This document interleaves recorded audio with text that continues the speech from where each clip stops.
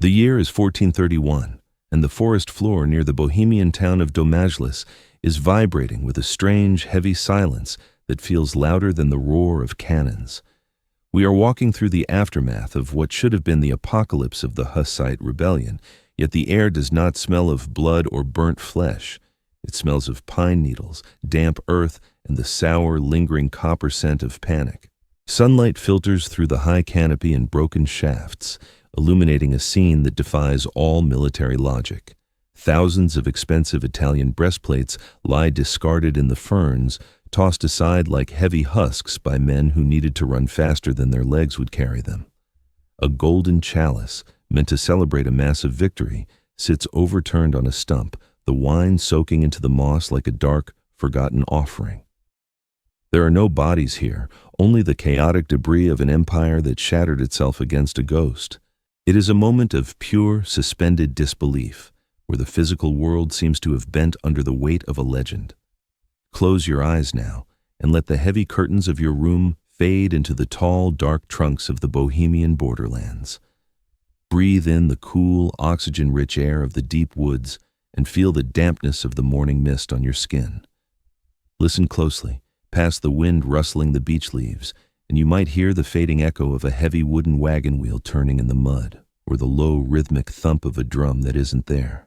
Before you get comfortable, take a moment to like the video and subscribe, but only if you genuinely enjoy what I do here. Let me know your city and local time in the comments so we can see where everyone is listening from. We are standing at the end of the story to understand the beginning, witnessing a victory won not by steel, but by a sound. This is the Battle of Domajlis, the moment when the accumulated terror of one man's name broke the back of the Holy Roman Empire without a single arrow taking flight. Historians still argue whether the Crusader army, numbering nearly 100,000 men, a force so vast it drank rivers dry and stripped fields bare, was defeated by a tactical maneuver or a collective hallucination. They had come, led by Cardinal Julian Cesarini, to crush the heretics of Bohemia once and for all, carrying the blessing of the Pope and the steel of all Europe. They were the Iron Lords, the inheritors of a martial tradition that dated back to Rome, convinced of their divine right to rule. And yet, they are gone. They did not break against a shield wall, they broke against a hymn. Hours ago, the scouts of this massive crusade heard a noise drifting through the valley, a deep rhythmic rumbling, like distant thunder trapped beneath the earth. It was the sound of wooden wheels, thousands of them, grinding against stone and dirt. Then came the voices. It was not a war cry, but a song, sung in unison by thousands of peasant throats, the Hussite chorale, Ktoś su Boży bojownicy, or Ye who are warriors of God. Bichau. The lyrics did not promise glory or riches. They promised that God was watching and that fear was a sin. To the ears of the German knights, this was not music. It was a death sentence. The sound grew louder, a sonic wall moving inexorably closer, and with it came the terrifying realization that he was with them. It did not matter that Jan Žižka, the one-eyed and later blind commander of the Hussites, had been dead for 7 years. The knights knew the stories. They knew that the man who led these peasant armies had never lost a battle. They knew he had defeated kings and emperors while completely blind, guiding his troops as if possessed by a divine geometric understanding of the world. The memory of his brutality, his genius, and his wagons of bone and iron was so potent that the mere suggestion of his tactics turned the air in the valley to ice. Panic is a contagion, faster than any plague. It started at the back with the supply drivers and ripped through the ranks like wildfire in dry grass. The cardinal, a man of immense power and dignity, found himself swept up in the rout, eventually losing his cardinal's hat and his red robes in the frantic scramble to escape the invisible monster approaching through the trees. The invincible crusade dissolved into a stampede of terrified men shedding their armor to run lighter, leaving behind their artillery, their gold, and their dignity in the mud of the Bohemian forest. This is the legacy of the man we are here to meet tonight. It is rare in history for a single individual to alter the psyche of a continent so profoundly that his enemies flee from his shadow years after his heart has stopped beating. But Jan Žižka was not made of the same stuff as the knights he defeated. He was a creature of a different era, a man who arrived at the end of the Middle Ages like a sledgehammer to a stained glass window. To understand this moment in the forest, to understand how a hymn could defeat an army, we must walk back through the smoke and the years. We must leave the silence of 1431 and return to a time when the world was loud with the certainty of kings, before the first wagon was armored, before the first peasant picked up a handgun, and before the light went out of Jan Žižka's eyes. We have to go back to a time when the kingdom of Bohemia was a jewel of art and culture, simmering with a quiet rage that was waiting for a spark. The world we are entering is a world of rigid hierarchies, where the knight on horseback is the ultimate predator, the tank of the medieval battlefield, unchallenged and unchallengeable. It is a world where the common man is expected to till the soil, pay his tithes, and die quietly when told. But the wind is changing. Can you feel it? It is a cold wind blowing from the east, carrying the scent of smoke and the promise of a storm that will wash away the old order. We are moving now, drifting away from the scattered treasures of Domajlis, gliding over the rolling hills and deep river valleys of Central Europe, back toward the beginning of the 15th century. The silence of the forest is replaced by the murmur of a city on the edge of a nervous breakdown. We are approaching Prague, the golden city of 100 spires, but the gold is tarnished by corruption and the spires cast long, uneasy shadows. Here, the story of the blind general does not begin with a battle, but with a fire. Not the fire of a cannon, but the fire of a stake, burning in a distant city, consuming a man whose only crime was asking questions that the powerful did not want to answer. The aftermath we witnessed in the forest, the shattered armor and the fleeing princes, was born from the ashes of that single execution. It is a reminder that history is not a straight line of kings and dates, but a complex web of cause and consequence, where the death of a preacher can birth a general who sees better in the dark than any sighted man can see in the light. So, let us walk together into that light before it fades, and meet the man who taught the world that even the blind can lead, and that even the mightiest walls can be brought down by the humblest of hands. We drift now, further back, settling into the cobbled streets where the cobblestones are waiting to be torn up and thrown, watching the gathering clouds of a storm that will bear the name of a single, angry, brilliant old man.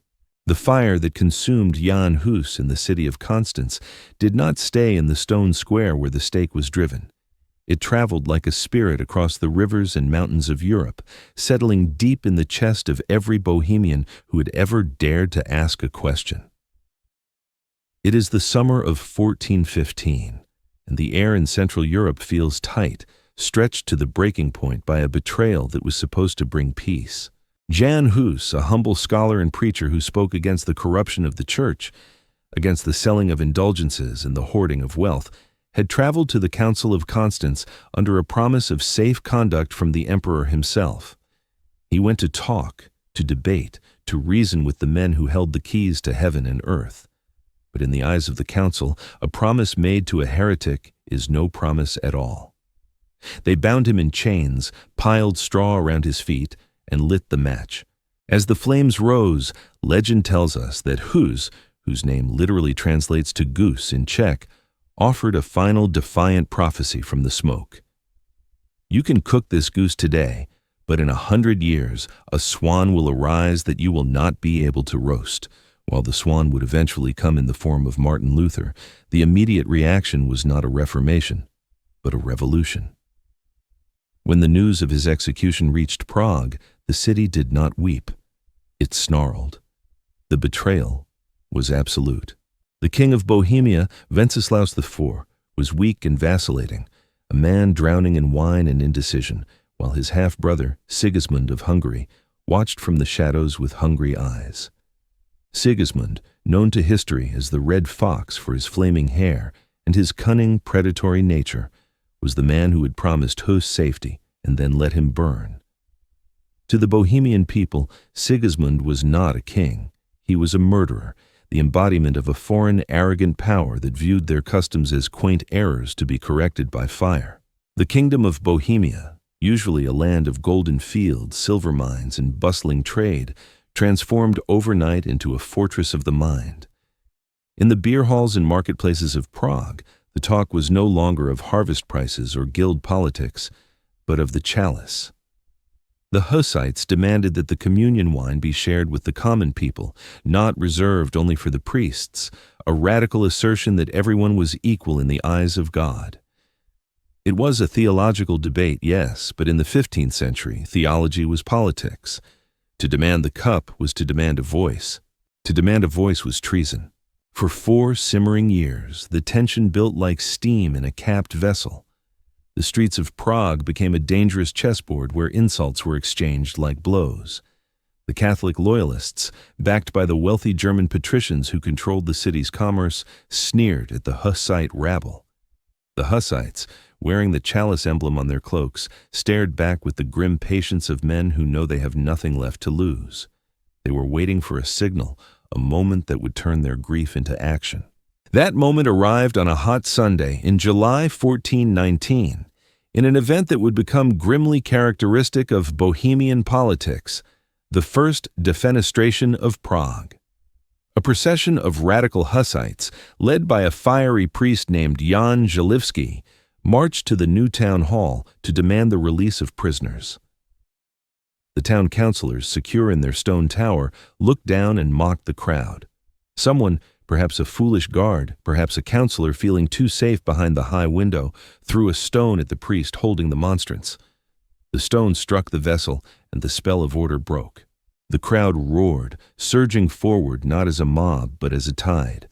They broke down the heavy doors, stormed the stairs, and seized the councilors. One by one, the wealthy men who thought they owned the city were thrown out of the high windows, falling onto the waiting spears and pikes of the crowd below.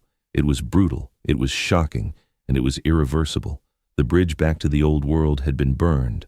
King Wenceslaus, upon hearing the news, suffered a stroke and died shortly after, leaving the throne empty and the door wide open for the red fox to claim his prize. But here lies the tragedy of the rebellion. Anger is not an army. The Hussites had passion, they had numbers, and they had the moral certainty of the persecuted, but they were sheep facing a pack of wolves. Their ranks were filled with tailors, farmers, scribes, and minor clergy, men who knew how to hold a quill or a plow, but not a pike. They had no heavy cavalry, no siege engines, and no friends in the courts of Europe. Against them marched the Holy Roman Empire, a military machine honed by centuries of warfare, capable of summoning thousands of armored knights who trained from childhood to kill. The Hussites needed a miracle, or at least a protector. They looked for a hero, a young prince or a mighty duke to lead them, but the nobility largely fled or sided with the emperor. Instead, what they found was a 60-year-old man standing in the shadows of the royal court, a man whose life until this point had been a series of violent, obscure skirmishes. His name was Jan Žižka. He was not a savior from a storybook. He was a creature of the borderlands, a member of the minor gentry who had lost his family's meager estates and spent decades fighting as a mercenary in the murky wars of the Polish-Lithuanian frontier. He was already old by medieval standards, his face weathered like worn leather, and he was missing one eye, lost years ago, perhaps in a youth spent fighting bandits, or perhaps, as legend suggests, in a childhood accident. Historians still argue whether Žižka was present at the monumental Battle of Grunwald in 1410, where the Polish-Lithuanian forces crushed the Teutonic Knights. Some say he was there, learning the weaknesses of the arrogant Western chivalry, while others claim he was merely a bandit king operating in the forests. What is certain is that in 1419 he was serving as a bodyguard and gatekeeper for the late King Wenceslaus, a position of little glory for a man of his age. Yet, when the uprising began, Žižka did not flee. He looked at the chaos in the streets of Prague and saw something no one else saw. Where the priests saw a congregation and the nobles saw a mob, Žižka saw raw material. He looked at the flails used to thresh grain, heavy wooden clubs on swinging chains, and saw a weapon that could crush a helmet. He looked at the heavy farm wagons that carried hay and saw mobile walls that could stop a cavalry charge. He possessed a mind that was unburdened by the rigid codes of chivalry. He did not care about honor or fair play. He cared about winning. He knew that if the Hussites fought the knights on the knights' terms, they would be slaughtered. So, he decided to change the game entirely. As the Red Fox, Sigismund gathered his crusaders on the borders, licking his lips at the prospect of an easy conquest, Žižka began to organize. He took the terrified, disorganized crowds and began to drill them, not as individual heroes, but as a machine. He was quiet, stern, and utterly terrifying in his focus. He was not a theologian. He likely didn't understand the finer points of the debate that had killed Jan Hus. But he understood gravity, he understood leverage, and he understood fear. As the winter of 1419 approached, bringing with it the cold winds of impending war, the people of Bohemia turned their faces toward this one-eyed old man. He offered them no grand speeches, only the promise of survival. The goose had been cooked, the king was dead, and the world was on fire. Now, the old mercenary would have to teach the fire how to fight. We are now standing in a muddy courtyard in the city of Plzeň, in the late autumn of 1419. The sky is the color of a bruised plum, heavy with snow that refuses to fall, and the air is filled with the sounds of desperate industry. This is not the gleaming armory of a king. It is a barnyard of the apocalypse. Jan Žižka stands near a wooden fence, his cloak pulled tight against the damp wind, his one good eye scanning the men and women who have rallied to his banner. To any other commander in Europe, this gathering would look like a joke, a tragic parade of the doomed. There are no crests, no plumes, no polished shields mirroring the sun. There are only tunics made of coarse wool, boots patched with straw, and faces etched with the deep, terrified lines of people who know they are hunting a bear with a twig. But Žižka is not looking at their poverty. He is looking at their hands. These are hands that have spent a lifetime gripping the handles of axes, scythes, and hammers. They possess a grip strength and a rhythmic endurance that no pampered noble could hope to match. Žižka realizes, in a flash of cold insight that will change the history of warfare, that he does not need to teach these men to be knights. He needs to teach them how to kill knights using the tools they already understand. He walks over to a young man, barely 20, who is trembling as he holds a strange, ugly object. It is a simple wooden pole, perhaps 3 feet long, with a crude iron tube strapped to the end by leather bands. It looks like a child's toy, or perhaps a broken gardening tool. This object is the pistola. In the Czech language, the word means pipe or whistle, a name that suggests music, but the song it plays is one of sudden, tearing violence. This is the ancestor of the modern firearm, the linguistic root of the English word pistol, though it bears little resemblance to the weapons of today. It is primitive, dangerous to the user, and slow to reload. But Žižka sees what others ignore. He knows the economics of war. To train a knight takes a lifetime. You must start with a boy, feed him the best meat, buy him a horse that costs more than a village, and encase him in plate armor that is a masterpiece of the smith's art. A knight is a tank of the Middle Ages, a 2,000-pound projectile of man and beast moving at 30 miles per hour, designed to smash through flesh and bone through sheer kinetic energy. To kill a knight with a sword requires years of practice and the strength of a giant. But the pistola ignores the rules. It does not care about the pedigree of the target. It operates on chemistry, not muscle. Žižka understands that if he can line up enough of these whistles, he can create a wall of lead that no amount of courage or armor can survive. He is looking at the democratization of death. For the first time, a peasant who is weak, hungry, or old can kill the most powerful warrior in the kingdom simply by pointing a stick and applying a slow match to a touch hole. It is a terrifying thought for the nobility, a subversion of the natural order that feels almost blasphemous, but the firearm is only half of the equation. Žižka moves down the line to a group of burly farmers holding what look like agricultural flails, long wooden staffs with a heavy swinging club attached by a chain. These are tools designed for threshing grain, for beating the husks off the wheat on the barn floor. In the hands of a Hussite, however, the flail becomes a weapon of terrifying centrifugal force. A sword might glance off the curved surface of a helmet, but a flail wraps around the shield, the chain acting as a pivot, delivering the heavy iron-studded club directly to the skull or shoulder with bone-shattering impact. Zizka watches them practice, the rhythmic whoosh thud echoing the harvest seasons of their past. He nods, satisfied. He is not building an army of duelists, he is building a machine.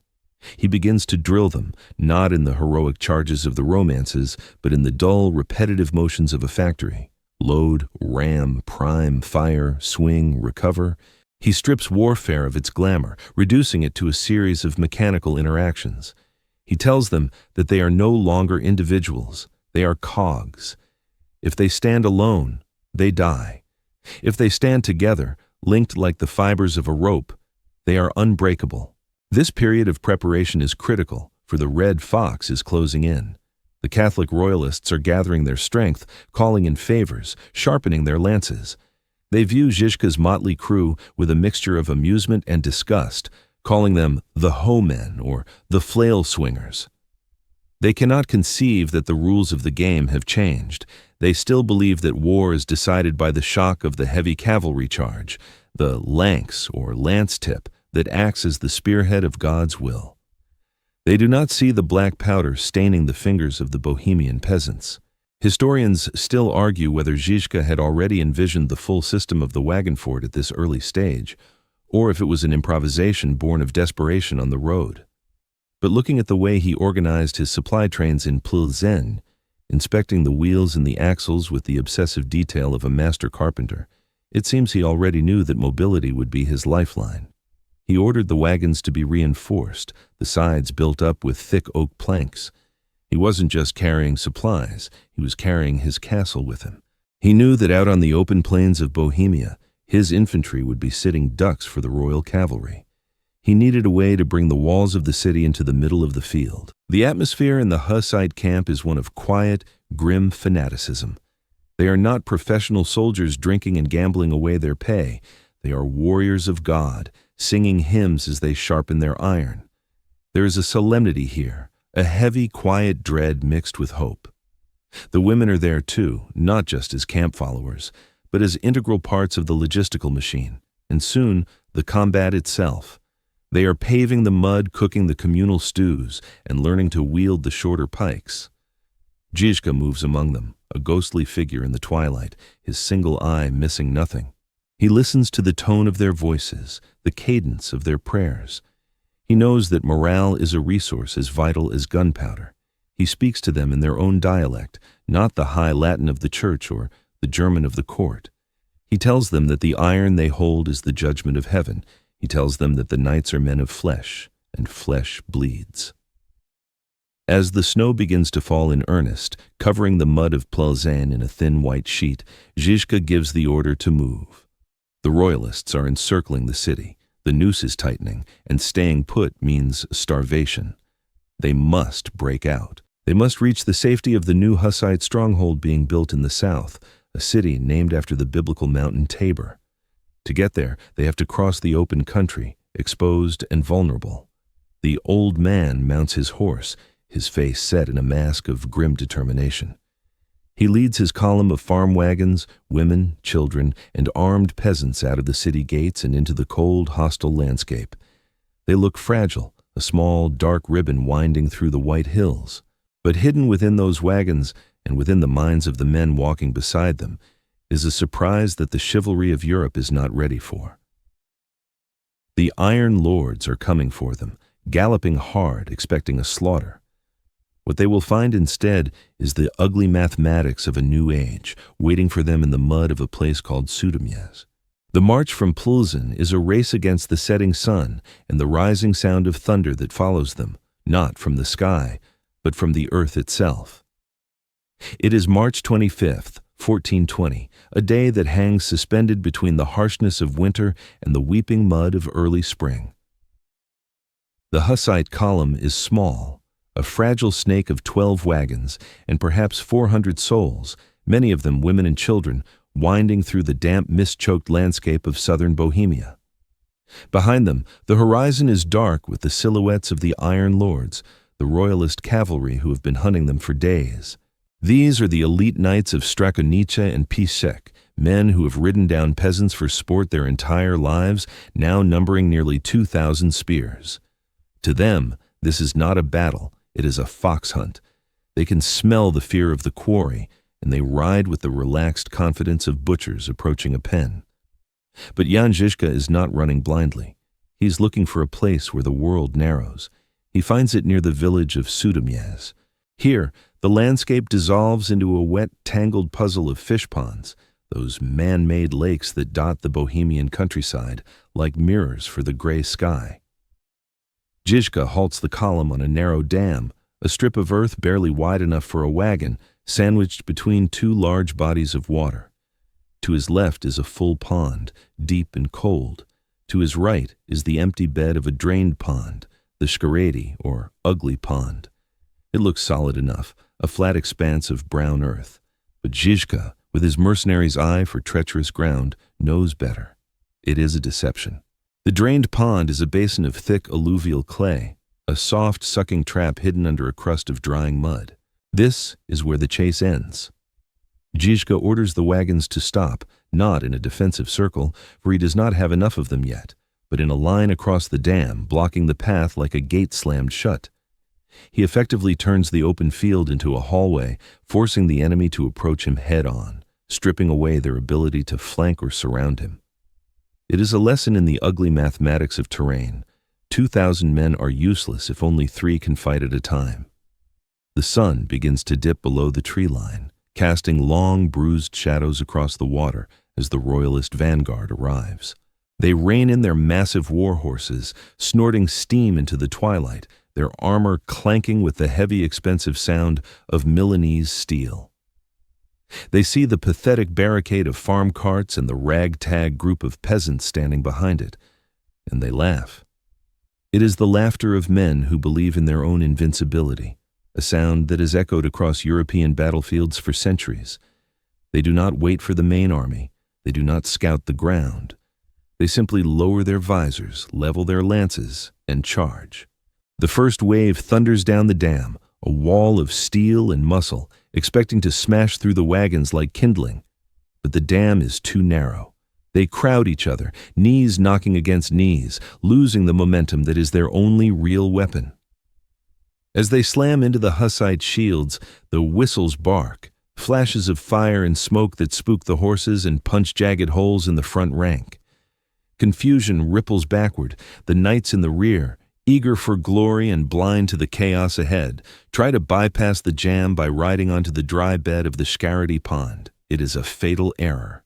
The moment the heavy hooves of the destriers break the crust of the pond bed, the trap snaps shut. The horses sink to their fetlocks, then their knees, in the cloying, tenacious clay. The charge dissolves into a slow-motion nightmare. These are not nimble ponies. They are massive beasts carrying armored men, a combined weight of nearly a ton, and the physics of the mud are unforgiving. The knights spur their mounts, panic setting in as the solid ground swallows them, turning the majestic cavalry charge into a floundering, chaotic struggle. It is here that the genius of desperation reveals itself. The Hussite women, who had been seen earlier spreading something on the ground, have not been laying carpets for royalty. Legend and Hussite chroniclers tell us that they laid down their long veils and headscarves across the darker mud. To a galloping horse or a distracted knight, these white shapes looked like firm ground or simply debris, but they served a darker purpose. As the knights stumbled and fell from their saddles, their long, jagged spurs caught in the heavy fabric of the veils. It was a snare as simple as it was humiliating. The proud lords of Bohemia found themselves tangled in women's clothing, face down in the muck, unable to rise under the weight of their own protection. And then the peasants descended. They did not fight with the chivalrous sword, which is a tool of leverage and finesse. They fought with the flail. The Hussites swarmed off the dam and into the mud, moving lightly in their cloth boots where the knights were anchored by iron. The sound of the battle changed from the ringing of steel to the dull, wet thud of wood on metal. The flails, swung with the muscle memory of 1,000 harvests, generated terrifying kinetic energy. A strike from a flail does not need to penetrate armor to kill. The shockwave alone shatters the bone beneath, concusses the brain, and caves in the rib cage. The Iron Lords were beaten like sheaves of wheat. The mud of the Shkareti Pond turned a dark, churning red. It was a massacre of the old world by the new. Helmets that cost more than a peasant would earn in a lifetime were crushed like eggshells. The anonymity of the violence was absolute. In the mud, a count looked the same as a squire, and the flail did not care about lineage. As night truly fell, bringing a thick fog off the water, the screams of the dying horses and the groans of the trapped men faded into a heavy, stunning silence. Zizka stood on the dam, listening to the aftermath. He had lost only a handful of men. The royalists had lost hundreds, and more importantly, they had lost their aura of invincibility. Historians still argue whether the use of the women's veils was a planned tactical innovation or a spontaneous act of resourcefulness, but the result was indisputable. The Battle of Sudomyes proved that the knight was not a god. He was simply a man in a metal can, and if you could knock him over, he was helpless. The victory was ugly, devoid of glory, and absolutely decisive. It bought Zizka the one thing he needed most: time. He knew this was only the first test. The mud had saved them here, but he could not always count on a drained pond. He needed to bring the mud, the dam, and the wall with him.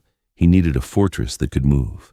As the Hussites stripped the dead of their weapons and armor, loading the bloody harvest into the wagons, Zizka's mind was already turning, constructing a new geometry of war that would soon roll across Europe. The Iron Lords had been defeated by the earth. Next, they would be defeated by the wheel.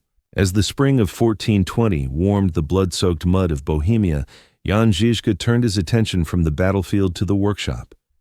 He had seen at Sudomyes that a simple line of wagons could stop a charge, but he knew that a static line was vulnerable. A true army needed to move, to attack, to encircle. He needed a system that was modular, repeatable, and deadly.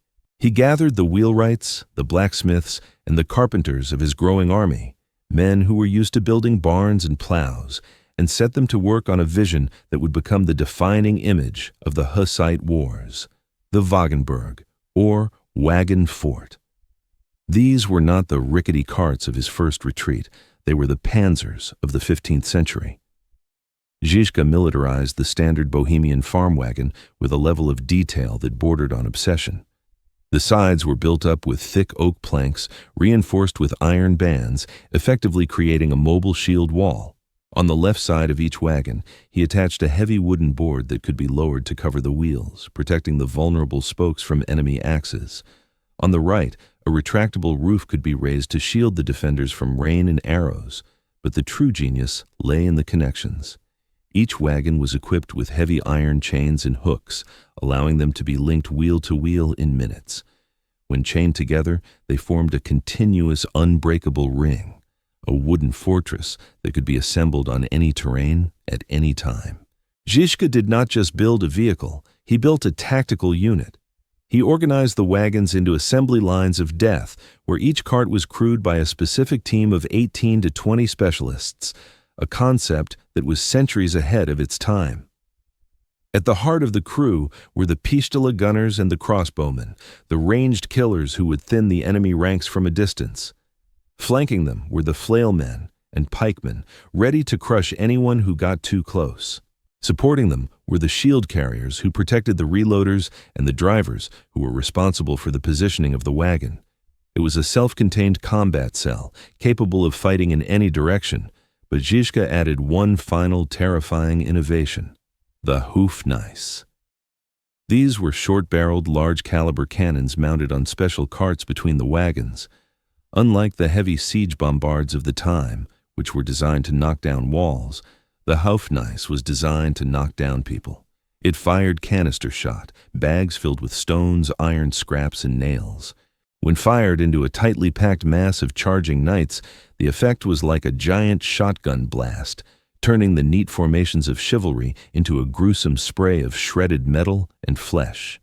The word hoofnice would travel through history, eventually morphing into the English word howitzer, a permanent linguistic scar left by Žižka on the vocabulary of war. The Wagenburg transformed the psychology of the battlefield. For the first time in history, infantry did not have to fear the open field.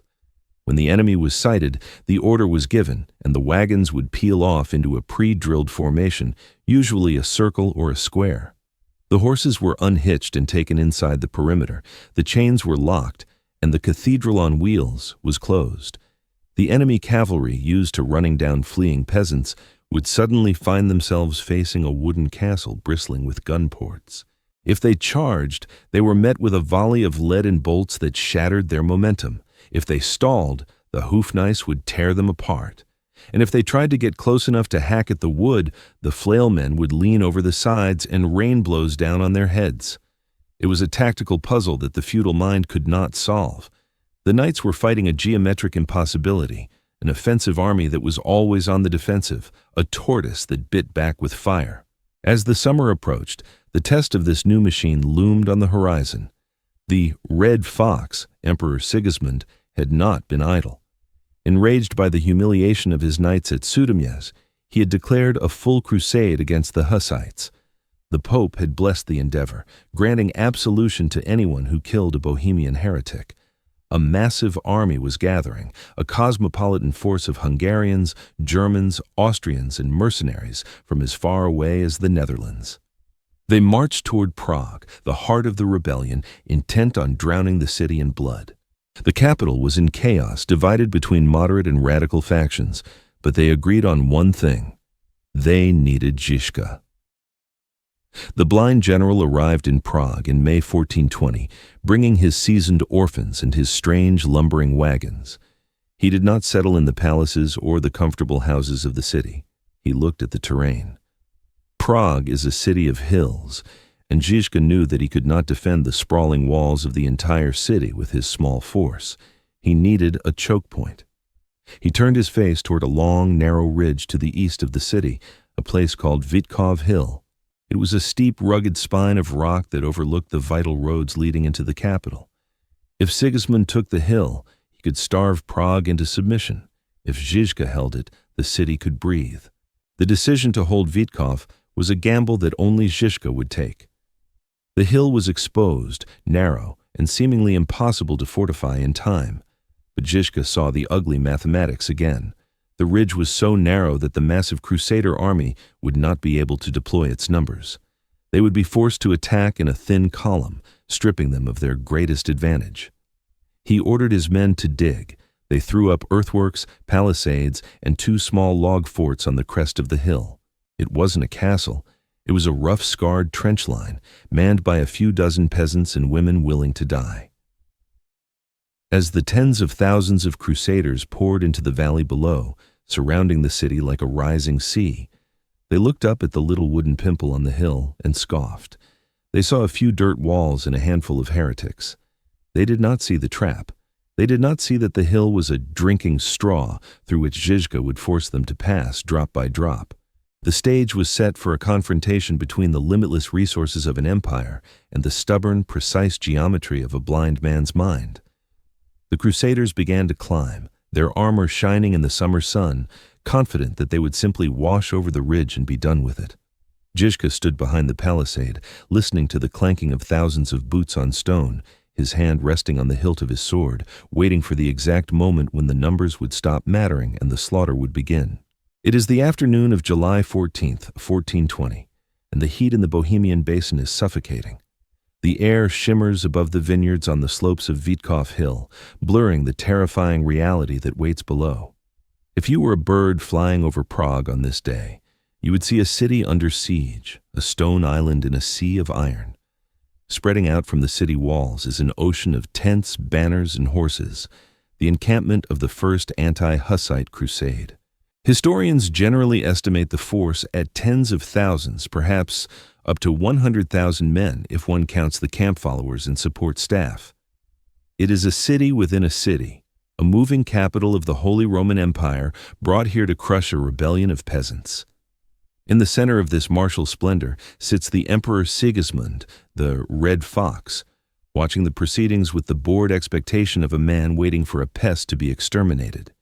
He has the numbers, he has the equipment, and he has the blessing of God. Against this Leviathan stands Jan Žižka, perched on the narrow spine of Vitkov Hill with a garrison that surely must have seemed like a clerical error to the imperial scouts.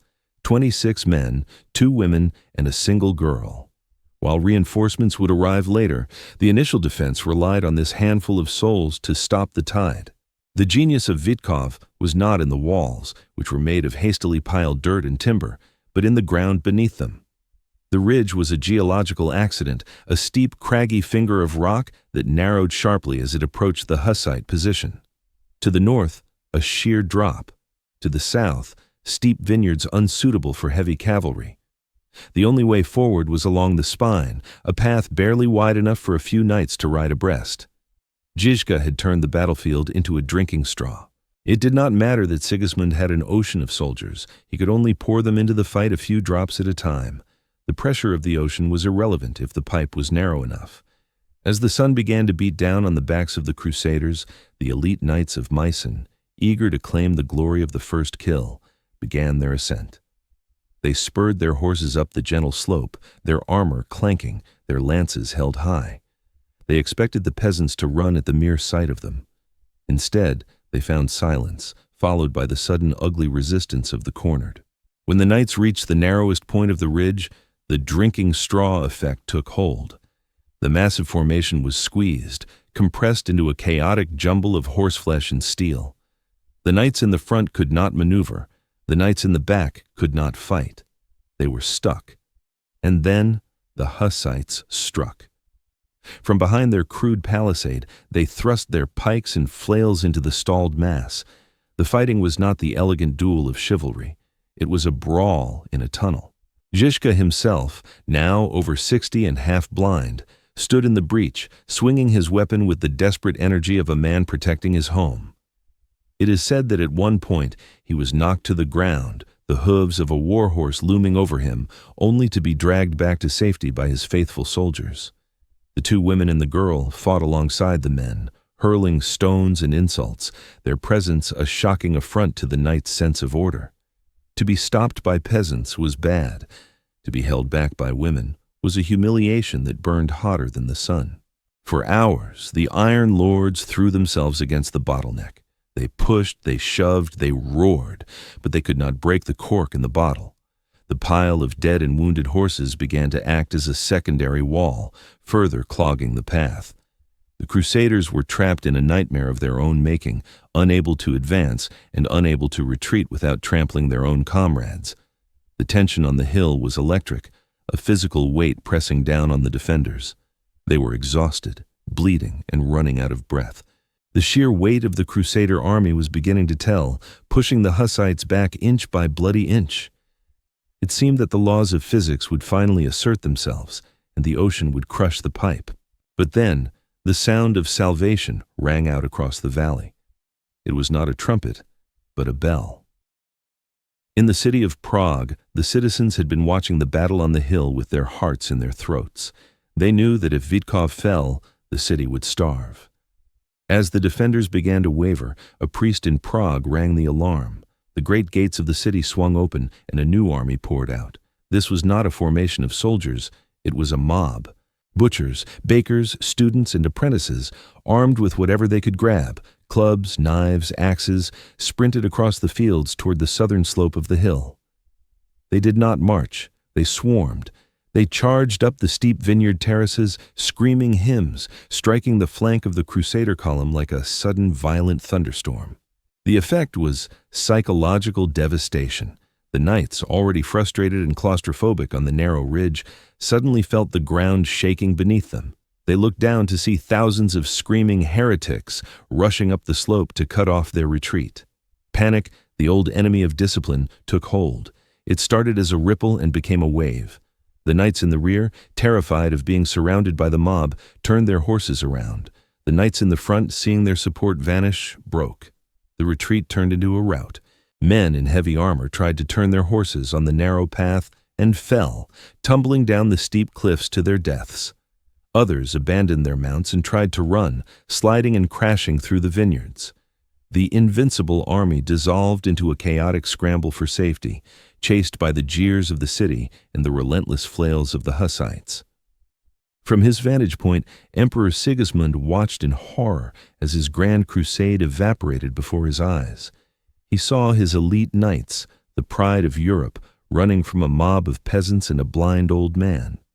He had not lost the battle because of casualties. Historians estimate the actual dead were relatively few, perhaps a few hundred, but he had lost something far more important: his authority. The illusion of his power had been shattered against the rocks of Vitkov Hill. The Red Fox knew that the game was up. He could not siege a city that could sally out and humiliate him at will. With a heavy heart and a burning rage, he ordered the withdrawal. The tents were struck, the banners were furled, and the massive ocean of men receded, leaving the island of Prague standing defiant in the sun. On the hill, the exhausted defenders leaned on their bloodied weapons, gasping for air. They looked at the retreating dust cloud, and then at each other, scarcely believing what they had done. They had held the door. Jan Žižka, bruised and battered, wiped the sweat from his single good eye and looked out over the city he had saved. He did not smile. He simply nodded. He knew that this was not the end, but the beginning. The hill would forever bear his name, Žižkov, a permanent monument to the day when geometry and grit defeated the empire. But even as the cheers rose from the city below, a shadow was lengthening over the general. The light in his one good eye was fading, dimming with age and strain. The darkness was coming for him, not from the enemy, but from within. And soon he would have to learn to fight a war where the only light came from the fire in his own mind.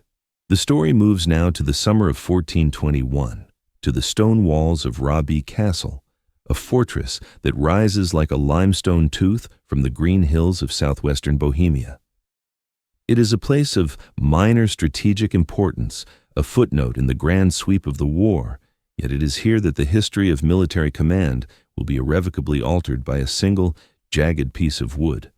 Jan Žižka is besieging the castle, standing in the open air, observing the bombardment. He is confident, perhaps too confident. He has defeated the emperor, he has trained his peasants, and he has humiliated the chivalry of Europe. But war is a game of inches and accidents, and it does not respect the narrative of heroes. As Žižka stares up at the battlements, calculating the angle of his cannons, a crossbowman on the walls takes a shot. He's not aiming for the general. The distance is too great, the target too small. He's simply firing into the mass of men below. The bolt hisses through the air, a blur of iron and feathers, and strikes the trunk of a pear tree standing near the general. The bolt does not hit Žižka. Instead, it shatters the bark, sending a razor-sharp splinter flying with the velocity of a bullet. It strikes Žižka directly in his one good eye. The world does not fade to black. It vanishes in a flash of white-hot agony. The general falls, clutching his face, the light of the summer sun extinguished in an instant. His soldiers rush to him, panic rippling through the ranks. The old man is down. The invincible leader has been claimed, not by a lance in a heroic charge, but by a splinter in a garden. They carry him to a tent, the surgeons hovering with their terrifying tools of heated iron and wine, muttering prayers that feel empty against the reality of the injury. For days, Žižka lies in a fever, trapped in a delirious darkness, the pain a constant throbbing drumbeat in his skull. Most men of his age, now nearly 62, would have died from the shock or the infection. If they survived, they would have retired to a monastery to pray out their remaining days in quiet obscurity. A blind man cannot lead an army. A blind man cannot read a map, see a signal flag, or watch the enemy formation shift. The crusade is over, they whisper. The warriors of God have lost their eyes. But Jan Žižka does not die. And to the horror of his enemies and the disbelief of his own men, he does not retire. As the fever breaks, a new faculty begins to awaken within him. Deprived of the chaotic, distracting flood of visual information, the smoke, the glare of the sun, the blood on the grass, Zizka's mind begins to construct a different kind of vision. He realizes that he does not need to see the battlefield to understand it. He needs to know the truth of it. He begins to demand data. He calls his lieutenants to his bedside and asks questions that seem obsessive, almost abstract. He does not ask, "What does the enemy look like?" He asks, "How deep is the mud in the valley? What is the angle of the slope in degrees? Which way is the wind blowing, and how strong is it? How many paces wide is the bridge?" He forces his scouts to become his eyes, drilling them until they can describe a landscape with the precision of surveyors. Historians still argue whether the arrow itself struck his eye or if a splinter from the pear tree was the true culprit, but the medical reality is secondary to the psychological transformation. Zizka builds a three-dimensional model of the world inside his head. It is a mental map made of pure geometry and physics. He memorizes the terrain of Bohemia, every river crossing, every hill, every forest, integrating it into a dynamic system where he can move his units like pieces on a chessboard that only he can see. When he rides out to rejoin his army, his eyes covered in bandages, he is no longer just a commander. He is a conductor. He cannot see the enemy charge, but he can hear it. He learns to read the flow of battle through the acoustic signature of war. The rhythmic thud of hooves tells him the weight of the cavalry. The clatter of pikes tells him the density of the infantry. He pioneers a complex system of signals to communicate his will without words. Drums, whistles, and flags, operated by aides who watch his hand signals, relay his commands instantly across the field. This transition from sighted warrior to blind general marks the birth of professional military staff work. Zizka can no longer rely on his own heroism. He must rely on a system. He creates an order of battle that is rigid, disciplined, and terrifyingly efficient. His wagon forts become even more precise. He dictates exactly how many inches apart the wheels must be, how many seconds the reload cycle must take. He treats his army not as a collection of brave souls, but as a single, complex machine. The orphans, as his soldiers begin to call themselves, sensing that their father has entered a realm they cannot follow, trust him with a fanaticism that borders on worship. They see his blindness not as a disability, but as a sign of divine favor. He is the blind prophet, the instrument of God's wrath, who strikes without needing to see the target. The test of this new dark vision comes quickly. The royalists, hearing that Zizka is blind, believe their moment has finally arrived. They imagine a stumbling, helpless old man, easily confused and outmaneuvered. They are wrong. In the skirmishes that follow, they find that the Hussites are moving with a synchronization that is uncanny. Zizka anticipates their flank attacks before they even launch them. He positions his artillery in places that seem illogical until the trap is sprung. He uses the darkness of night, a realm where he is now the master and they are the strangers, to launch raids that shatter their nerves. The blind general is not just surviving, he is evolving. He has stripped away the illusions of chivalry and romance, leaving only the cold, hard skeleton of tactics. As the year 1421 turns toward winter, a new threat looms, larger and more dangerous than before. The Red Fox, Sigismund, has returned, bringing a new army, hungrier and more desperate than the last. He is marching toward the silver mining city of Kutna-Hora, the economic heart of the kingdom. He believes that he can trap the blind man there, surround him, and crush him with sheer weight. Zizka, riding in his dark world, feels the vibrations of the approaching host. He listens to the reports of his scouts, the numbers, the equipment, the direction of march, and he begins to compose a symphony of violence in his mind. He knows he is walking into a trap. He knows the city is treacherous, but he also knows that in the dark, the man with the lamp is the easiest target. He turns his horse toward Kutna-Hora, his sightless face set against the wind, ready to show the emperor that you do not need eyes to see the future, you only need to know when to pull the trigger. The stage is set for a miracle, or a massacre, in the Silver City. The calendar turns to December 1421, and the air in the kingdom of Bohemia has grown brittle with frost. We find ourselves in Kutna-Hora, the city of silver, a place where the wealth of the earth is dug up by men who never see the sun. It is the second most important city in the realm, a labyrinth of stone streets and deep mine shafts, currently serving as the stage for one of the most treacherous episodes in military history.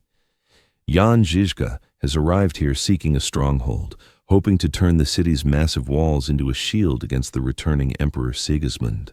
But Kutna Hora is a city of secrets. Its wealthy German burghers and Catholic miners view the Hussite peasants not as liberators, but as a plague. They smile at Žižka's soldiers by day, but beneath the streets, in the dark galleries of the mines, they are sharpening their knives. The trap is dual-layered. Outside the walls, the Red Fox has arrived with nearly 50,000 crusaders, Hungarians, Silesians, and Moravians, encircling the Hussite camp. Inside the walls, a fifth column of loyalists waits for the signal to strike. The blind general is not just cornered, he is being digested. On December 21st, the jaws of the trap snap shut. The miners inside the city rise up, slaughtering the small Hussite garrison left to watch them and throwing their bodies down the mine shafts. The city gates are slammed and barred against Žižka's main force, which is camped just outside the walls. Suddenly, the wagon fortress is no longer a besieging force. It is an island of wood surrounded by an ocean of steel. Žižka finds himself in the worst possible tactical position. His back is against a hostile city, and his front is facing an imperial army that outnumbers him 10-1. The emperor, watching from the safety of his lines, believes the war is finally over. He has the old man in a box. There's no high ground to seize, no lake to hide behind, and no reinforcements coming from Prague. The Crusaders celebrate early, the smell of roasting meat wafting toward the starving Hussites, mocking them. They expect a surrender by morning or a desperate suicidal last stand. But they have forgotten who they are fighting. They are fighting a man who lives in permanent darkness, for whom the night is not a hindrance, but a cloak. Žižka does not panic. He sits in his command wagon, listening to the reports of the encirclement. He constructs the geometry of the trap in his mind and realizes that defense is suicide. If he stays, he starves or is crushed. The only way out is through. He decides to do something that has never been done in the history of warfare. He will conduct a mobile artillery offensive. Until this moment, cannons were static beasts, heavy iron tubes dragged into place to batter walls over weeks. Žižka decides to turn them into a moving wall of fire. He orders his men to unchain the wagons from their defensive ring, the standard lager, and reform them into a column. But this is not a marching column, it is a parallel formation, two lines of wagons moving side by side, creating a protected corridor in the center for the infantry and horses. It is a tank made of oak and iron. He loads every hoofnice, every pistola, and every crossbow. He orders the drivers to whip the horses into a frenzy.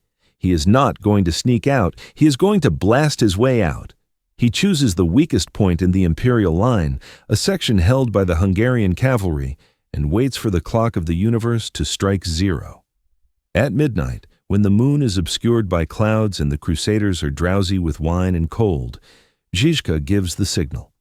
The silence of the winter night is shattered by a sound so loud it feels like the sky is cracking. Every cannon fires at once.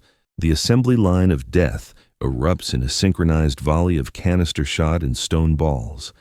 The darkness is ripped apart by flashes of orange flame, illuminating the terrified faces of the Hungarian sentries for a split second before they are obliterated. Historians still argue whether this maneuver constitutes the first true instance of mobile artillery in the modern sense, but the effect on the ground is undeniable. The sheer volume of fire punches a hole through the imperial lines, not by killing every soldier, but by creating a zone of pure terror. The horses of the crusaders, maddened by the noise and the smell of sulfur, stampede. The soldiers, blinded by the muzzle flashes and deafened by the roar, cannot tell if they are facing an army or a dragon. Into this breach rolls the Hussite column. It moves like a single organism, a thundering train of wagons spewing fire from its sides. The The infantry inside the corridor run to keep pace, their pikes bristling outward like the spines of a porcupine. They do not stop to fight, they smash through the confusion, grinding the enemy beneath their wheels. It is a triumph of shock and awe. Before the emperor can rouse his commanders, before the heavy cavalry can mount up and form a charge, the ghost has passed through the wall. By dawn, the Hussite army is gone. They have vanished into the mist of the countryside, leaving behind a stunned imperial army and a smoking gap in the lines. Sigismund is furious, but he also makes a fatal miscalculation. He believes that Žižka has fled in terror, that the breakout was the desperate act of a broken man running for his life. The emperor thinks he has won. He allows his army to disperse, spreading them out across the villages to find warmth and food, believing the threat is neutralized. He moves into Kutna Hora, taking the comfortable beds of the wealthy burghers, ready to spend the winter in luxury. He does not understand the mind of his enemy. Žižka did not run away to hide, he ran away to reload. Out in the frozen fields, the blind general is not resting. He is circling. He listens to the reports of the emperor's dispersed forces. He hears the arrogance in their movements. He allows his men a brief respite to repair the wagons and tend to the horses, but his mind is already calculating the return vector. He knows that an army scattered in winter quarters is vulnerable, its guard down, its armor unbuckled. He waits for the new year, for the Feast of the Epiphany in January 1422. As the Crusaders sit by their fires, toasting their victory, they do not hear the sound of wheels turning on the hard-packed snow. They do not see the shadow returning from the edge of the world. Žižka is coming back, and this time, he is not looking for an exit. He is looking for a river, and he intends to feed it. The Feast of the Epiphany, January 6, 1422, dawns with a sky the color of dirty slate. The world is locked in the teeth of a severe Bohemian winter, the kind that turns breath into ice crystals before it leaves the lips. In the villages surrounding Kutna Hora, the soldiers of the emperor are waking up slowly, shaking off the lethargy of wine and the false security of a war they think they have already won. They believe the old man is miles away, shivering in some dark forest, broken and afraid. They are preparing to celebrate the arrival of the three kings, but the king who arrives that morning brings no gold, frankincense, or myrrh. He brings only fire and steel. Jan Žižka has not been hiding, he has been coiling. In a feat of logistical brilliance that defies the era, moving a wagon-heavy army rapidly through deep snow, he has returned to the gates of the enemy's comfort. He does not send a herald to announce his presence. The first warning the Crusaders get is the thunder of the war wagons cresting the hills and the terrifying rhythmic chanting of the Hussite infantry. The panic that ensues is not merely a military defeat, it is a psychological collapse. Sigismund, the Red Fox, is a man who understands politics better than bravery. When he sees the banners of the blind general emerging from the snow fog, he does not rally his men for a glorious stand. He realizes instantly that he has misjudged the creature he is fighting. Žižka is not playing by the rules of seasonal warfare. He fights in winter as viciously as he does in summer. The emperor orders a retreat, but retreat is a polite word for what happens. It is a stampede. The imperial army, a vast, clumsy beast of baggage trains, camp followers, and heavy cavalry, tries to turn around on icy roads that are slick as glass. The order turns to chaos. The Hussites are upon them, not attacking a formation, but chasing a mob.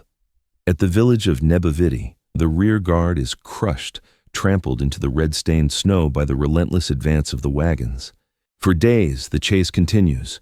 It is a running battle, a hunt across the frozen landscape. The Hussites are tireless, driven by a religious fervor and the grim satisfaction of the underdog who finally has the bully on the run. The Crusaders are bleeding energy and hope with every mile. They toss aside their looted silver, their velvet cloaks, and their heavy shields, trying to lighten the load, leaving a trail of sparkling debris that the Hussites ignore. They want the men, not the money. The pursuit drives the terrified mass of the imperial army toward the banks of the Sazava River. It is a wide, dark artery cutting through the white land, covered by a sheet of ice that looks solid enough to the desperate eyes of men who hear the drums of the enemy behind them. This brings us to the tragedy of the Sazava. The bridge at the crossing is either destroyed or hopelessly clogged with the emperor's baggage train.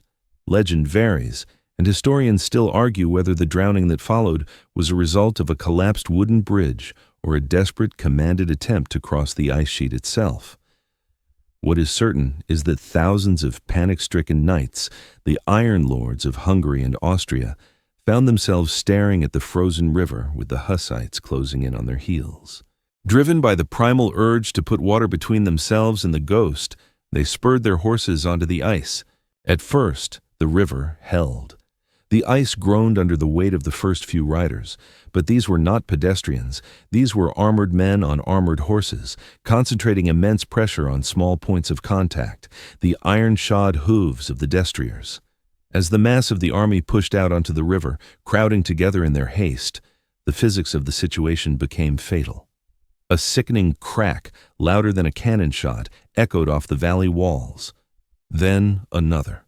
The white sheet shattered into jagged, floating rafts. The scene that followed was a gruesome interplay of buoyancy and weight.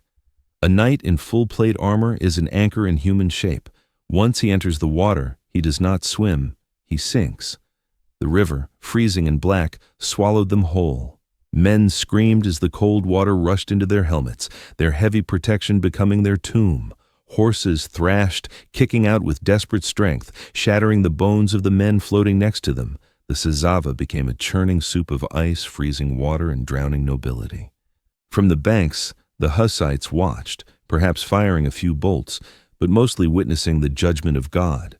They did not need to strike a blow. The weight of the Crusaders' own vanity, their heavy, expensive armor, was dragging them down to the bottom. Hundreds died in minutes, pulled into the dark silence of the riverbed, leaving only bubbles and cracks in the ice to mark their passing. Sigismund himself barely escaped, fleeing all the way to Moravia, his reputation in tatters. He had lost his army, his treasure, and his dignity. The baggage train, left behind on the banks, was captured intact, wagons filled with gold, silk, and the royal correspondence. But for Zizka, the loot was secondary. He had proven something far more valuable, that the seasons belonged to him. He had broken the rhythm of medieval warfare, which dictated that armies rest in winter. He had turned the cold into a weapon. The victory at Nemetzky Brod, Deutschbrod, shortly after, completed the rout. The Hussites stormed the town, and though Zizka tried to maintain discipline, the years of anger boiled over. His men sacked the city, taking vengeance for the atrocities committed by the Crusaders. It was a dark moment of excess in a campaign of brilliance, a reminder that the orphans were not angels, but angry men with long memories. Zizka, hearing the screams in the chaos he could not see, eventually restored order, but the message had been sent. The Holy Roman Empire had thrown its best against the blind wall, and it had broken. As the spring of 1422 approached, the external threat to Bohemia had been virtually annihilated. The Red Fox was licking his wounds in Hungary, unlikely to return soon. But peace is often more dangerous for a revolution than war. Without the unifying pressure of a foreign enemy, the cracks within the Hussite movement began to widen. The warriors of God were not a monolith. They were a coalition of radicals, moderates, nobles, and peasants, held together only by the glue of survival.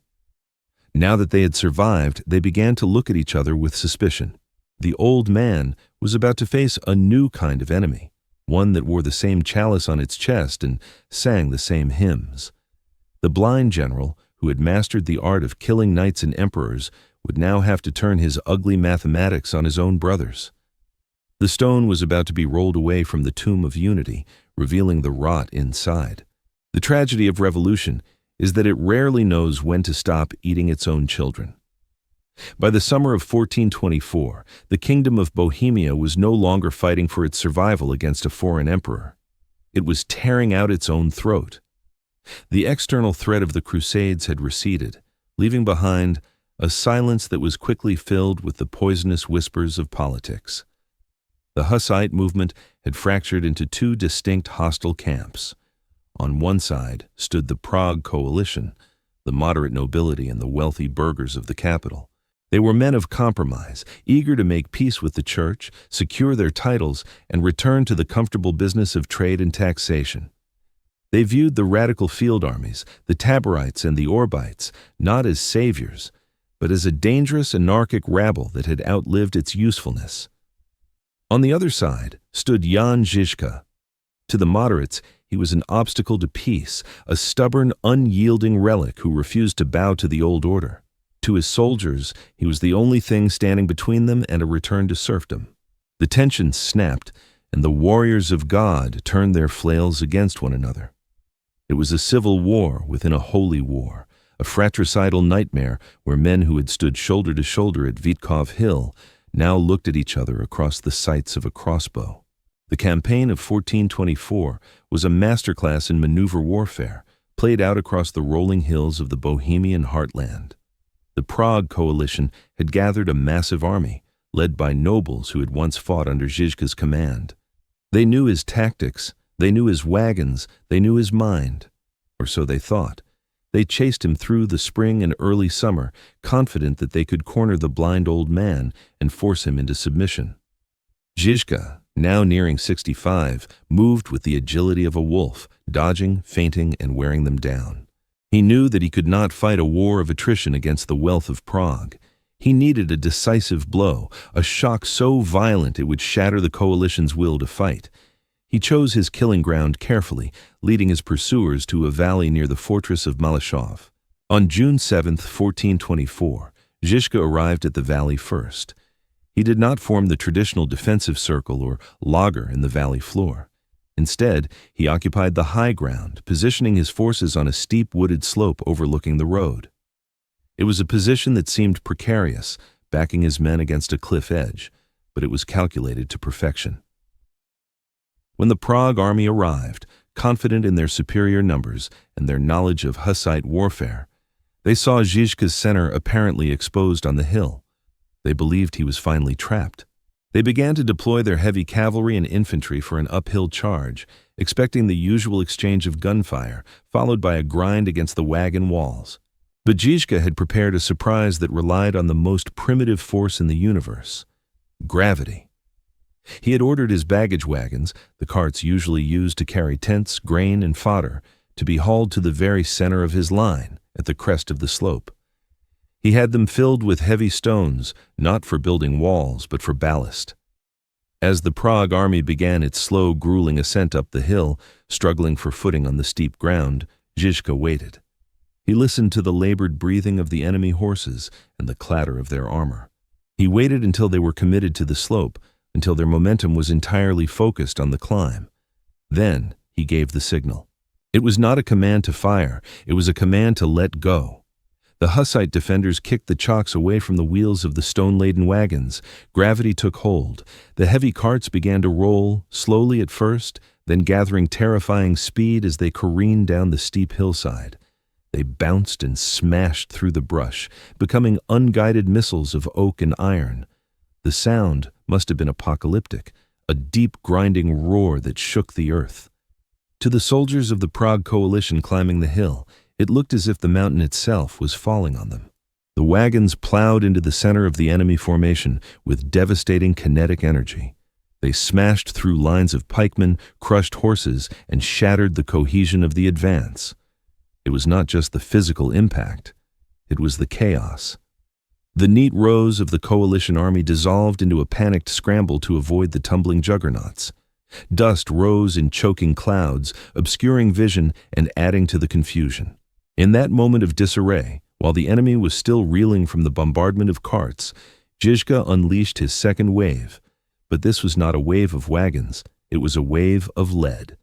His handgunners and crossbowmen, positioned on the flanks of the rolling wagons, poured a withering crossfire into the disrupted mass.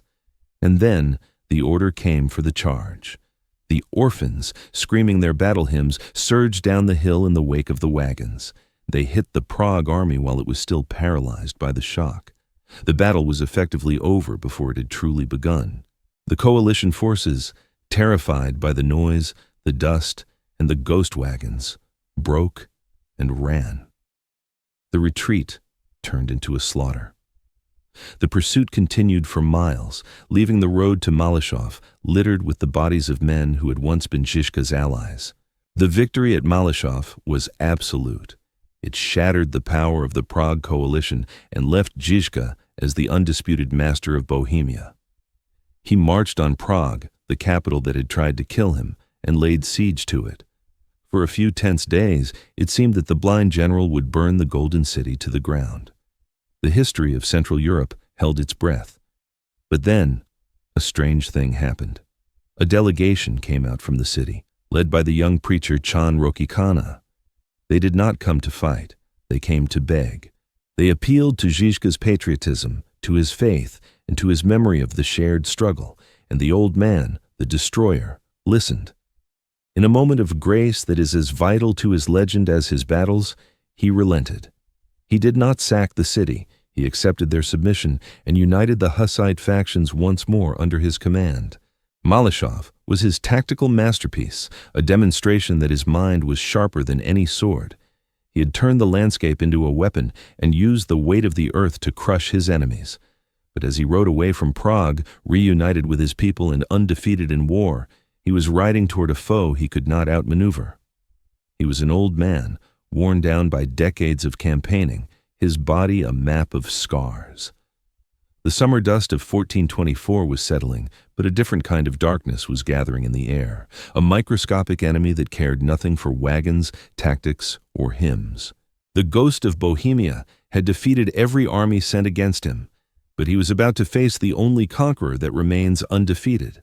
The autumn of 1424 descends upon the Moravian highlands with a melancholy grace, painting the forests in shades of burnt orange and decaying gold. The air is crisp, carrying the scent of wood smoke and wet leaves, a sensory reminder that the year is dying. Outside the walls of Przybyslav, a minor castle near the Bohemian-Moravian border, the Hussite army has pitched its camp. The siege engines are in place, the wagons are lagered in their geometric perfection, and the warriors of God are ready to bring down yet another fortress. But inside the command tent, the war has stopped. There is no shouting of orders, no rustling of maps, no rhythmic tapping of the general's cane. There is only the heavy, suffocating silence of men watching a titan fall. Jan Zhizka, the man who broke the power of Rome and the Holy Roman Empire, the commander who never lost a battle, is losing this one. He's not fighting a knight in shining armor or a charge of heavy cavalry. He's fighting a swelling the size of a fist on his chest, a carbuncle, as the chroniclers call it, a manifestation of the plague. It is a cruel, microscopic irony. The man who survived arrow wounds, sword cuts, and the loss of both eyes is being dismantled by a bacteria too small to see. The Black Death, or perhaps a virulent infection akin to it, has slipped past the sentries, past the wooden walls of the wagons, and into the bloodstream of the old general. He lies on a simple cot, covered in furs to fight the chills that rack his body. His face, once terrifying in its stony resolve, is now pale and beaded with sweat. The bandage over his missing eyes is stark white against his fever-flushed skin. Around him stand his most trusted lieutenants, men who have followed him through the mud of Sudomyaz and the ice of the Sazava. They are hardened killers, veterans of a dozen massacres, yet they look like frightened children. They are watching the foundation of their world crumble. Zhizka is conscious, his mind still sharp even as his body fails. He knows what is happening. He does not rage against the dying of the light. He has lived in darkness for years. He treats death as he treated the emperor, a formidable opponent that must be met with dignity. He calls for his scribes. Even in his final hours, he is thinking of the movement. He dictates his final will, not distributing gold or land, for he has little of either, but distributing responsibility. He orders his men to remain united, to fear God, and to continue the defense of the truth. He speaks of the warriors of God, not as an army, but as a brotherhood. His voice, once a growl that could command thousands above the roar of battle, is now a whisper that forces his captains to lean in close, their armor clinking softly in the hushed tent. It is here, in the twilight of his life, that the myth and the man merge completely.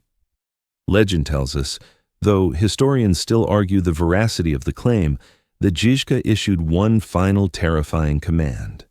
He allegedly ordered that after his death, his skin should be flayed from his body and stretched over the frame of a great drum. He wanted to continue leading his men into battle even from beyond the grave. "Let the enemies hear the sound of my skin," the story goes, "and they will flee as they always have." Whether he truly said this, or whether it was a story invented by his grieving soldiers to cope with their loss, matters little. The truth of the sentiment is absolute. To his men, Žižka was not just a commander, he was a talisman.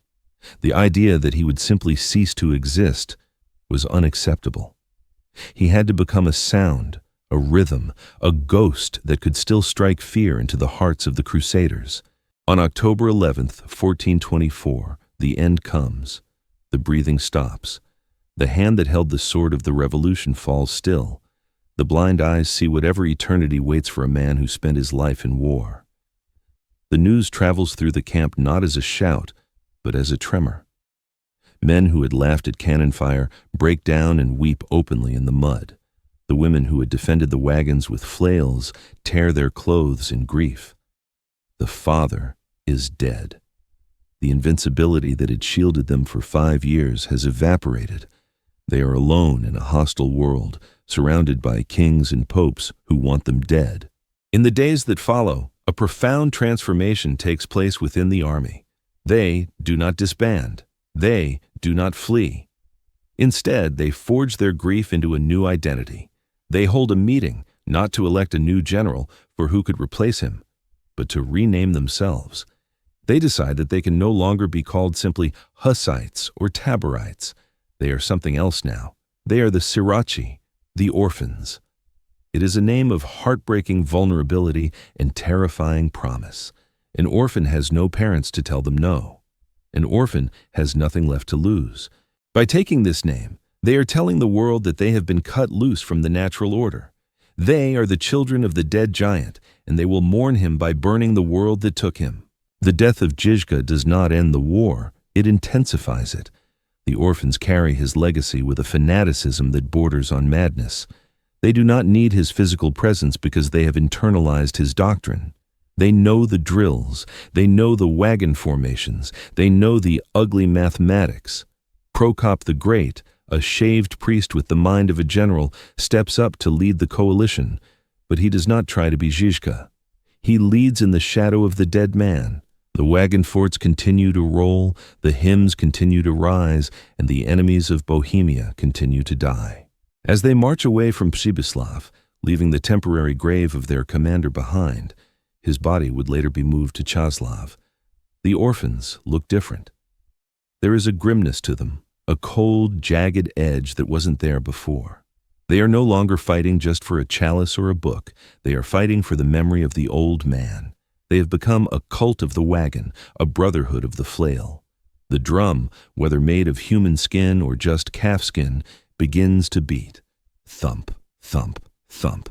It is a slow, heavy rhythm that matches the heartbeat of a ghost.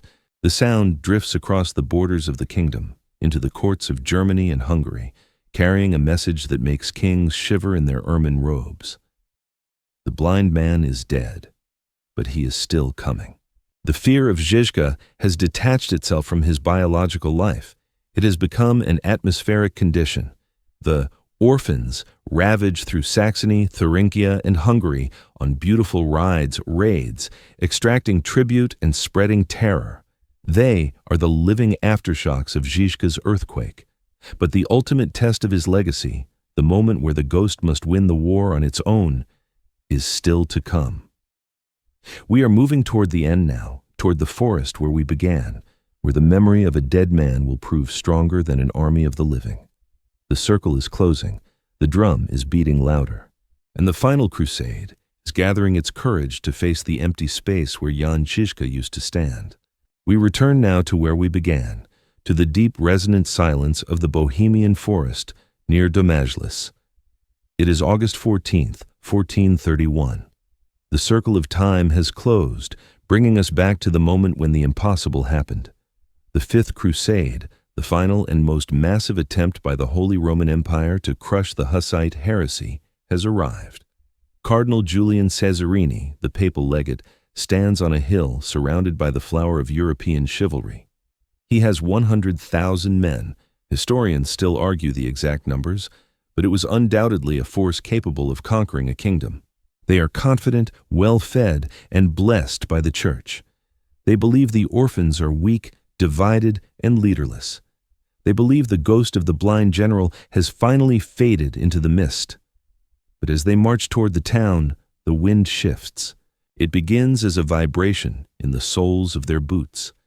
Then, a low rumble, like a storm trapped underground. And then, the sound. It is the sound that every German mother has used to frighten her children for a decade, the grinding of thousands of iron-rimmed wagon wheels on stone. The Hussite army is approaching. They are not creeping. They are rolling with the inevitability of a glacier. And as they roll, they sing. The hymn, "Ye who are warriors of God," rises from thousands of throats, a sonic weapon that carries the weight of 12 years of victory. Fear not your enemies, nor look at their number. The effect on the imperial army is immediate and inexplicable. It is not a tactical retreat. It is a primal psychological collapse. The soldiers look at the dark tree line, and in their minds, they do not see a peasant army. They see the blind general. They see the rocks of Malashov falling from the sky. They see the frozen dead of the Sazava River. They see the mud of Sudomyez. The ghost of Jan Žižka is not a metaphor to them. It is a tactical reality. The drum, the one legend says is made of his skin, seems to be beating inside their own chests. Before a single arrow is loosed, before a single lance is leveled, the line breaks. The panic spreads from the supply train to the vanguard. The cardinal, watching in disbelief, tries to rally his men, but he is swept away by a river of fleeing knights. He loses his vestments, his crucifix, and his dignity, running for his life through the forest. The Hussites, led by Prokop the Great, arrive to find the enemy already defeated by a memory. They pursue the fleeing crusaders, capturing all their artillery and supplies. It is the most bloodless and total victory of the entire war. The empire has not been defeated by steel. It has been defeated by a reputation. Žižka, dead for 7 years, has won his final battle. The Hussite wars would eventually end, not in glory, but in the tragedy of Lipany in 1434, where the tired, fractured factions finally turned on each other for the last time, and the radical orphans were defeated by the moderate coalition. But the legacy of the blind general could not be killed on a battlefield. He had fundamentally broken the spine of the Middle Ages. He had proven that a peasant with a handgun was superior to a knight with a lance. He had proven that an army was not a gathering of heroes, but a machine of geometry and discipline. He had democratized warfare, taking the power of violence out of the hands of the aristocracy and placing it in the hands of the common man. Today, if you travel to Prague and climb the steep slopes of Vitkov Hill, the drinking straw where he held off an empire, you will find him still there. Standing atop the National Memorial is a bronze statue of Jan Žižka, one of the largest equestrian statues in the world. It is a colossus of metal weighing nearly 17 tons. He sits astride a massive warhorse, a mace in his hand, his blind eyes staring eternally over the city he saved. He does not look like a saint. He looks like a force of nature. He is a reminder that history is not always made by the sighted, the wealthy, or the powerful. Sometimes it is made by the discarded, the aged, and the broken. Žižka's life teaches us that constraint is the mother of innovation. When he was outnumbered, he invented the wagon fort. When he was outgunned, he adopted the cannon. When he was blinded, he invented a new way to see. He did not deny the darkness, he organized it. He turned his disability into a terrifying advantage, stripping war of its visual distractions and reducing it to its pure mathematical essence. He was the first modern general, a man who saw the future of warfare through the thick bandages of his injury. As the sun sets over Prague today, the shadow of the statue stretches long across the park. Lovers walk on the paths where knights once died, and children play in the grass that was once soaked in blood. The noise of the city rises up, the trams, the tourists, the life of a free nation. But if you listen very closely beneath the modern hum, you might still catch it. A faint rhythmic vibration in the earth, the sound of a heavy wheel turning, the beat of a drum that never truly stopped. The blind general is still watching, standing guard in the dark, reminding us that even when the lights go out, the fight goes on. The battle is over. The wagons have stopped rolling. The fires of the camps have burned down to glowing embers, and the smoke drifts slowly up into the starlit sky. The armor has been unbuckled, the heavy shields laid down in the grass, and the horses are asleep in the paddock, their breath misting in the cool night air. The noise of history, the cannons, the hymns, the shouting of emperors and the thunder of hooves has faded into a gentle rhythmic silence. You are safe now. The forest is quiet save for the wind rustling the pine branches and the slow, steady beat of your own heart. History has retreated into the pages of books and the stone of statues, leaving you in the soft, warm comfort of the present. Let the image of the blind general fade into the dark, not as a figure of fear, but as a guardian of the night. The wheel of time turns slowly, rocking you gently, carrying you away from the noise and the light. Close your eyes. Let the darkness be a blanket, not a blindfold. The story is done. The world is at peace. Sweet dreams.